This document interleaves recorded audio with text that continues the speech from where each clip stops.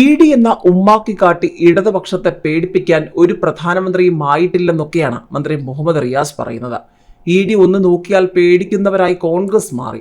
മടിയിൽ കനമുള്ളവരാണ് അവർ. കേരളത്തിലെ LDF സർക്കാരിനെ അസ്ഥിരപ്പെടുത്തി കളയാൻ പ്രധാനമന്ത്രിയും കൂട്ടരും ഇ ഡിയെ ഇറക്കുന്നുണ്ടല്ലോ, അതിവിടെ നടക്കില്ല എന്നാണ് മുഹമ്മദ് റിയാസ് പറയുന്നത്.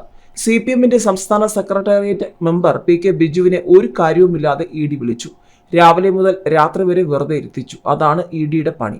ചിരുകണ്ഠനും മഠത്തിൽ അമ്പുവുമൊക്കെ തൂക്കുമരത്തിൽ കയറുമ്പോൾ അയ്യോ എന്ന് നിലവിളിക്കുകയായിരുന്നില്ല, ഇൻകുലാബ് സിന്ദാബാദ് വിളിക്കുകയായിരുന്നു.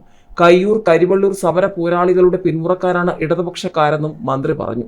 പല കോർപ്പറേറ്റ് കമ്പനികളെയും ആദ്യം ഇ ഡി പോയി കണ്ട് കേസെടുത്തു. പിന്നാലെ അവർ പോയി BJP നേതാക്കളുടെ കാൽക്കൽ സാഷ്ടാംഗം വീണ് ബോണ്ട് എടുത്തു. അപ്പോൾ ഇ ഡി കേസ് ആവിയായി. പേടിപ്പിച്ചാൽ ഇളകിപ്പോകുന്നവരല്ല കേരളത്തിലെ ഇടതുപക്ഷ പ്രസ്ഥാനവും ഇടതുപക്ഷ സർക്കാരും.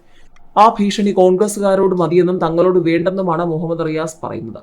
കോഴിക്കോട് LDFന്റെ തെരഞ്ഞെടുപ്പ് പ്രചാരണ പരിപാടിയിൽ സംസാരിക്കുകയായിരുന്നു റിയാസ്. അതേസമയം എക്സാലോജിക് ഇ ഡിയുടെ അടുത്ത നീക്കത്തിൽ സംശയിച്ചാണ് CPMന്റെ മുന്നോട്ട് പോക്ക്. നേരിട്ട് ഹാജരാകാൻ മടിച്ച ശശിധരൻ കർത്തയെ വീട്ടിലെത്തി ചോദ്യം ചെയ്തതോടെ എൻഫോഴ്സ്മെന്റ് ഡയറക്ടറേറ്റിന്റെ അടുത്ത നീക്കം എന്താകുമെന്ന സംശയത്തിൽ CPM. CMRLന്റെ ഉത്തരവാദിത്തപ്പെട്ടവരെയെല്ലാം ചോദ്യം ചെയ്ത് കഴിഞ്ഞതിനാൽ ഇനി എക്സാലോജിക് സൊല്യൂഷൻസിലേക്കാകാം ഇ ഡി നീങ്ങുന്നത്. തെരഞ്ഞെടുപ്പിന് ഒരാഴ്ച മാത്രമേ ഉള്ളൂ. തുടർന്നുള്ള ചോദ്യം ചെയ്യലിന് ഇ ഡി തിരഞ്ഞെടുക്കുന്ന സമയവും രീതിയും സംബന്ധിച്ചാണ് CPMന്റെ ഉദ്വേഗം. സീരിയസ് ഫ്രോഡ് ഇൻവെസ്റ്റിഗേഷൻ ഓഫീസിന്റെ അന്വേഷണം 8 മാസത്തെ സമയപരിധി നിശ്ചയിച്ചാണ്.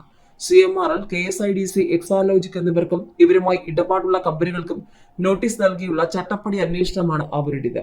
ഒരിക്കൽ KSIDCയിലെത്തി ചില രേഖകൾ ശേഖരിച്ചു പോയതല്ലാതെ കടുത്ത നടപടികളിലേക്ക് കടന്നിട്ടില്ല. കേരളത്തിലെയും ബംഗളൂരുവിലെയും കോടതികളിൽ KSIDCയും എക്സാലോജിക്കും നൽകിയ കേസുകളും അന്വേഷണ നടപടി നീളാൻ കാരണമായി.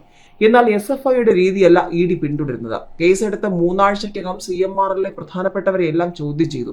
നോട്ടീസ് നൽകിയിട്ടും ഹാജരാകാതിരുന്ന കർത്തയ്ക്ക് രണ്ടാമത് നോട്ടീസ് നൽകിയതിന് പിന്നാലെ വീട്ടിലെത്തി ചോദ്യം ചെയ്തത് ഏത് നടപടിയിലേക്കും ഇ ഡി നീങ്ങുമെന്നതിന്റെ സൂചനയാണ്. ഇത് മുൻകൂട്ടി കണ്ടാണ് കഴിഞ്ഞ ദിവസം കേന്ദ്ര ഏജൻസികളുടെ അന്വേഷണത്തിനെതിരെ ഡൽഹി ഹൈക്കോടതിയിലും ഹർജി നൽകാൻ CMRL മുതിർന്നത്. കർത്തയുടെ വീട്ടിലേക്ക് എത്തിയ ഇ ഡിയുടെ തിടുക്കമാണ് CPM സംശയിക്കുന്നത്. CMRLും എക്സാലോജിക്കും തമ്മിലുള്ള ഇടപാടിൽ കള്ളപ്പണം വെളുപ്പിക്കൽ നടന്നോ എന്നതാണ് ഇ ഡിയുടെ പ്രധാന അന്വേഷണ വിഷയം എന്നതിനാൽ എക്സാലോജിക്കിലേക്ക് അന്വേഷണം എത്താനുള്ള സാധ്യതയുണ്ട്. അങ്ങനെ വന്നാൽ ചോദ്യം ചെയ്യലിനെ നിയമപരമായി തടയുക പ്രയാസമാകും. കേന്ദ്ര ഏജൻസികളുടെ രാഷ്ട്രീയ ലക്ഷ്യം തുറന്നു കാട്ടുന്ന വിധമാകും പിന്നെ പാർട്ടിയുടെ നീക്കം.